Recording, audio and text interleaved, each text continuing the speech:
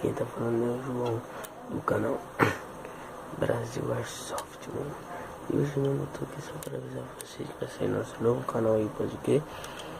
Nosso vídeo vai sair todo dia às 9, às 8 e às 9 horas, beleza, galera?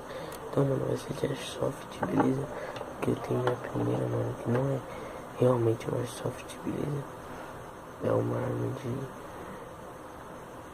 espoleta, mas serve também pra prática de airsoft.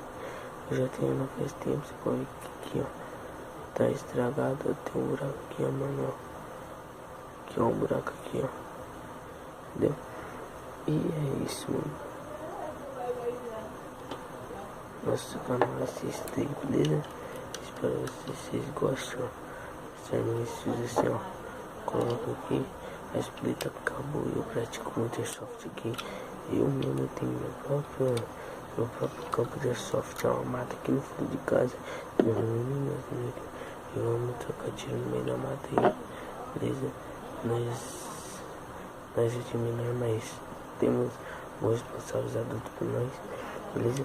Caso que o quartel dele também se quartel, caso pegar nós, pode dar problema, mas isso nós temos essa arma aqui que já é pra, ó.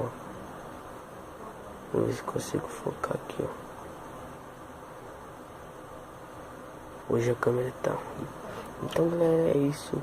Espero que vocês gostem desse vídeo só pra vocês. Então, amanhã eu acho que eu vou fazer um vídeo já trocando tiro, já praticando esporte airsoft pra vocês, beleza? Espero que vocês gostem.